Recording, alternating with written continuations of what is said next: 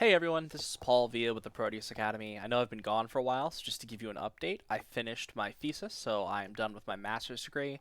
I started teaching this year at a college, so that was really cool. I was planning a wedding for July, but COVID kind of canceled that, and so basically I've been very busy, and that stopped me from putting out video content for y'all. But I wanted to do something in line with the discussion I've been seeing, and really the discussion sort of happened about a month ago, but I've been behind on it, and that is talking about progressive arguments and, as I would call them, theory arguments, right? Theory arguments. And so this video covers every theory argument I could think of and provides an interpretation for those and what I think they look like in general. And it doesn't give you the full shell, but it explains sort of what the position's about, which means that hopefully you'll be able to figure out how to write those positions and how to answer those positions given that. So let's go right into it. Progressive arguments, thinking about theory with Paul Via. So the first thing to talk about here is a disclaimer. Number one is that more often than not, I think theory makes debates slash debate formats slash debaters worse. Certainly, some theory can be needed in a lot of formats, right? And I'll talk about those as I go through. And this is all very opinionated and from my perspective. But I think that the issue here is theory can become a crutch for a lot of people, right? Rather than actually engaging in the substance debate, which I think is important as an educator and just as a former competitor, current coach, etc., can kind of become a crutch in the sense that you rely on it rather than actually trying to engage the debate, and you sort of just try to win on tricks, which I think is bad for you as a debater, for your activity, for debates themselves. I would also note that I think people should defend the forum that they want to see, right? So if you're a public forum debater and you want progressive arguments, then I think you should probably advocate for that to happen. And if you're not into that, then potentially you should advocate against it, right? And that there should be a discussion about what should happen. I know that in my experience, Parley, which I consider my home, is like dying. And like they have meetings about it all the time and nothing seems to get done effectively. And the people who have moved away have moved to less progressive formats by and large, with some exceptions. And so I don't know if that's theory's fault, if that's the K's fault, if that's spreading's fault, but certainly it's a consideration. And then lastly, the definitions here are sort of my own. Frankly, it might be simpler to just think of all theory as theory, but I made a little bit of a classification, which we'll talk about right now. So the types of theory, and I only talk about two broad types. I tried to fit everything into those two. The first is procedurals, and the second is specs, which is short for specification for those of you who don't know. Before we move on, though, I want to talk about something, NIBS, N-I-B-S. So some of you have probably heard of NIBS and don't necessarily know what they are or are confused about if they are something you understand, if they're something you don't understand. So I just want to talk about those for a second. NIBS stand for necessary but insufficient burdens, and what is meant by that is that there is something that a debater slash a team must do that will not win them the debate, but will lose them the debate if they do not do it. So, one example of a NIB is topicality, right? Which is maybe the most common theory argument in a lot of formats of debate, right? Because topicality says the affirmative must defend the topic, right? They must affirm the resolution, etc. But doing so doesn't win them the debate. So I think that if I was you personally, I wouldn't worry too much about the term NIBS. I would just keep in mind what they actually mean. And then just in terms of the classification, thinking of them as distinct, I think, can be misleading just because they are so incredibly commonplace. Because you'll notice that a lot of the arguments I talk about here today are really just saying you must do a thing, but you don't win the debate for doing it. So let's talk about procedurals. Procedurals are theory arguments about the procedures for conducting a debate that are generally rooted in the rules. They're usually structured as violations of stock issues or as things you can't do in the round. And there's a lot of types, and don't worry about this list of types because we're going to go through literally every single one of them right now. Let's start. Topicality. Topicality says that the affirmative must affirm the topic, i.e., they must be an inductive proof of the resolution. In debates, almost every I'm just going to say every format I'm aware of, there is a topic, and in theory that should matter. And as such, one team has to defend that topic or prove it true, and Topicality says you should have to do that.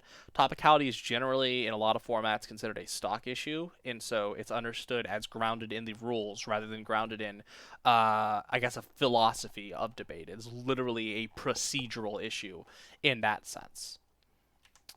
The next one is framework. Framework is basically topicality, but way more fascist. It usually revolves around specifying what being topical means from a debate theory perspective, and that can look like requiring a defense of fiat, defense of an actor, defense of a topical action, etc.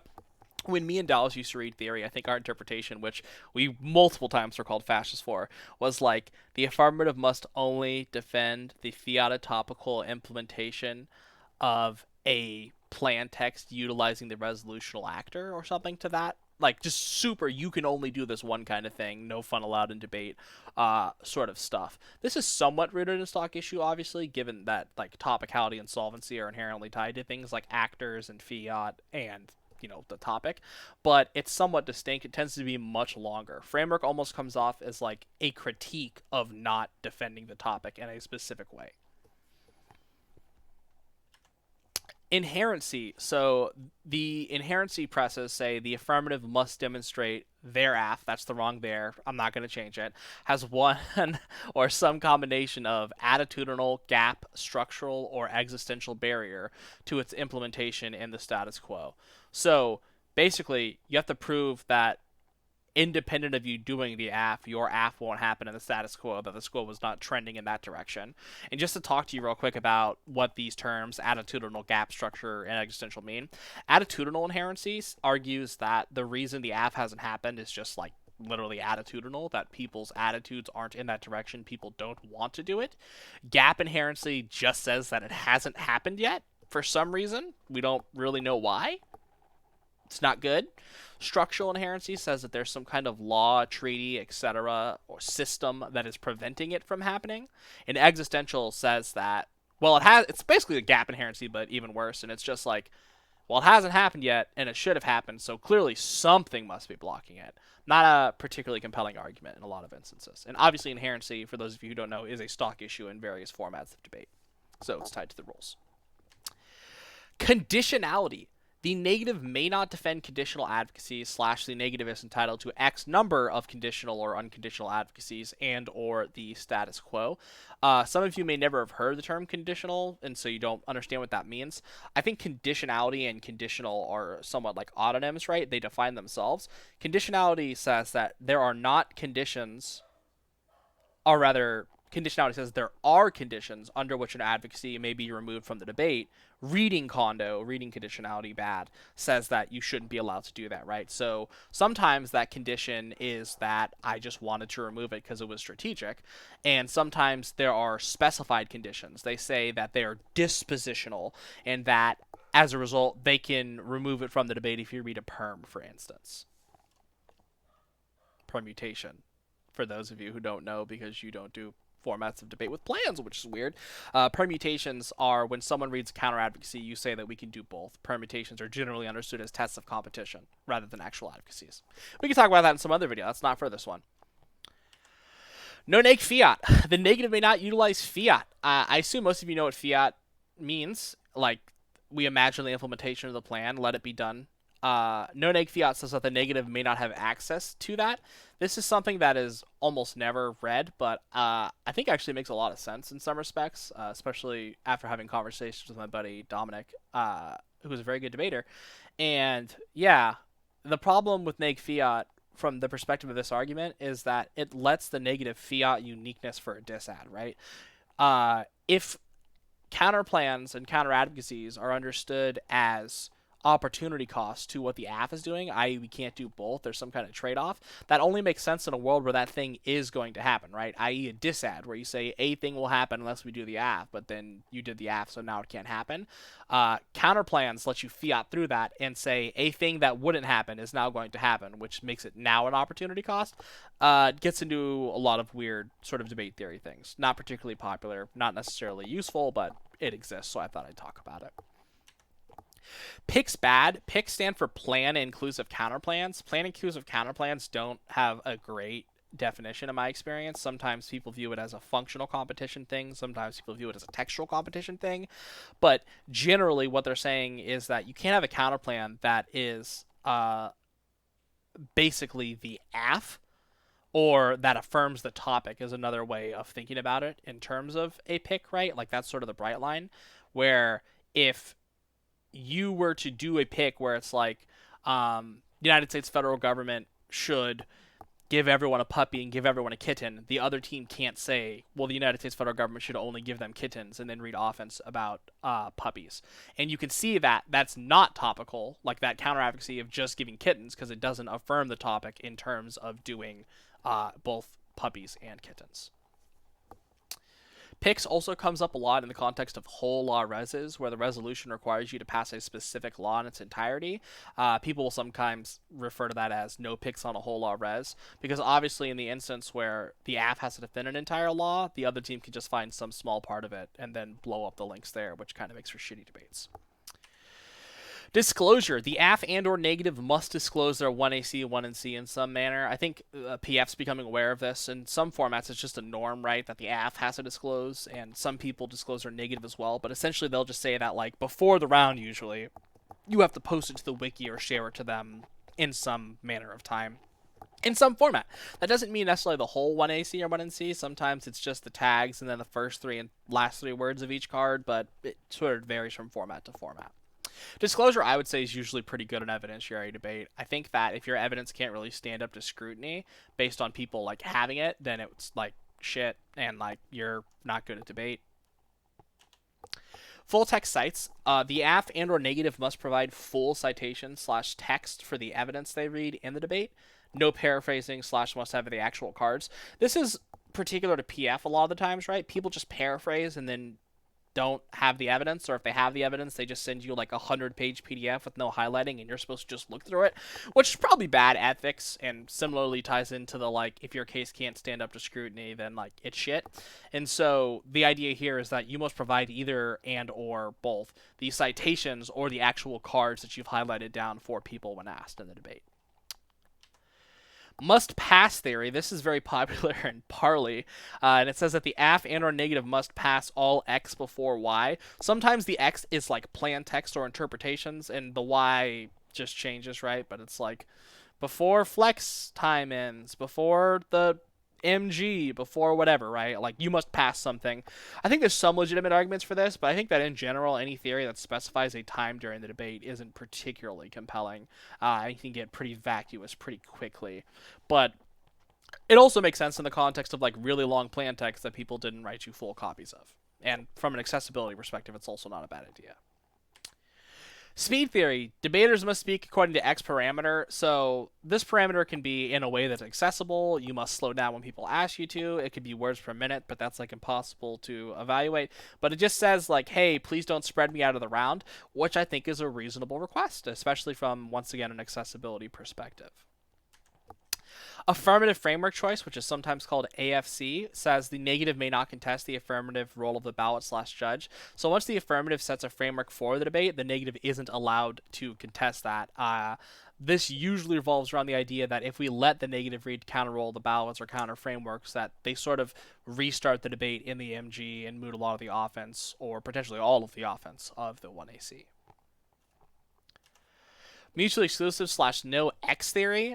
This theory looks like when the AF defends X, all negative advocacies must be Y, and a more specific example would be like when the AF defends a Fiat topical plain text, all negative advocacies must be mutually exclusive with the AF, or when the AF defends a Fiat topical plain text, the negative may not read criticisms, or all counterplans must be, using Fiat or something to that effect. A lot of times it's basically just used to say that you don't get to read the K. It's not, I wouldn't say it's super popular, but Berkeley and Parley read it starting last year, I believe, Tom and Henry, and they won some rounds on it. Vibe check. Shout out to Lewis and Clark. Vibe check says that the AF and or negative must pass a vibe check, and essentially what this comes down to is you must not be a dick in the round. And It's somewhat compelling in my mind. Some people really don't like it because it's like tone policing in certain respects. Though in my experience, it's usually read against like, you know, aggro debaters, and usually aggro like male presenting debaters. But the good thing about vibe check is that as long as you're actually not a dick, it's really hard to lose to. So like it's kind of a double-edged sword. Now we're getting into specs, which are specification arguments. You must specify X. Specification arguments say that the debater team must specify a given part of the debate to a given degree. They could very easily come off as vacuous, but then again, so can all of debate. And there's a lot of types, which we're going to cover in just a second. A-spec, agent of action / actor specification, says the AF and or negative advocacies must specify an actor for implementation. Implementation usually refers to the like passing of your bill, for instance, right? So if you say the USFG should do X, you would say like, well, the agent of action is the USFG or is Congress or something, right? The distinction will make sense in just a moment when we talk about E-spec, which is agent of enforcement specification, which says that the AF and or negative advocacies must specify, it should say an, not and, but again, I'm not going to change it, actor for enforcement. So Congress doesn't enforce their laws, right? Like other agencies do that, or the police do that, or something to that effect. And so the idea here is that you must specify who would do the enforcement. Sometimes this is just so the teams can read super specific disads, and sometimes it's just vacuous to waste time. F-spec is funding specification. The AF and or negative advocacies must specify their funding mechanisms. This one's fairly straightforward, right? You have to tell us how you're going to pay for your plan. I would say almost always this is vacuous, but like I've seen people read AFs that are basically like, we should build the Death Star, and it's like, well, that would cost more money than exists in the world, and so then funding kind of makes more sense. F-spec also gets weird because like when people can specify their funding, it somewhat lets them be extra topical, right? Which we didn't talk about on Topicality, and I think Sasan already has a Topicality video, which is why I didn't bother with that. But yeah, like if you get to specify that it comes from a cigarette tax, then effectively you get extra offense, which could be bad. So F-spec's sort of weird.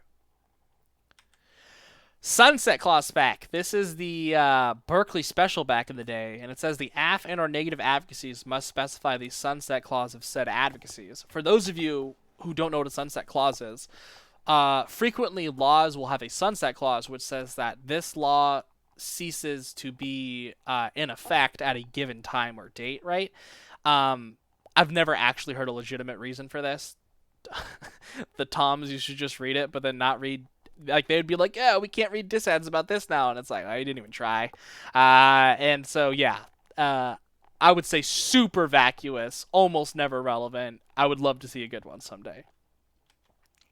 Normative ethical framework specification says the AF and or negative must specify their normative ethical framework for evaluating the round. Basically, this says that you can't just say net benefits, right? You can't say evaluate this through net benefits through well, I guess you could say consequentialism, for instance. But like net benefits get said a lot in parley or in policy. But like, how do we know what a net benefit is? Are we evaluating the consequences? Are we evaluating through axiology? Like, what is the method or framework or philosophy that guides how we know what is net beneficial? Metaphor spec, and I think this might be the last one. I sure hope it is.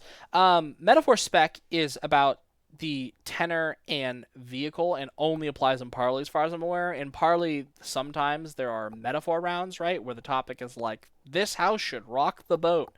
And metaphor spec in tenor and vehicle say that you must specify the tenor and vehicle of the metaphor, which is who is like functionally the actor or who is being acted upon by the metaphor, and then what is that action, right? Like, you know what? Actually, I'm just gonna pull. I think I have a thing pulled up, so give me 1 second just to make sure, because I want to explain this right.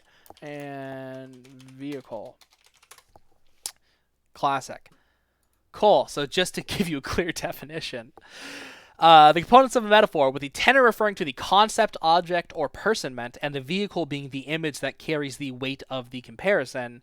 Yeah, don't worry about this too much unless you do parley, and even in parley, it's not necessarily great, but in some instances, it can get you out of a pinch, I suppose. So let me press the right key and see if there's anything else. There is not anything else, which means that we have come to our time in this video. I'm sure that I didn't cover every theory argument that exists, and I'm sure there's people who disagree with me on a lot of these things. Obviously, like I said in the beginning as a disclaimer, like this is all from my perspective and from my opinion.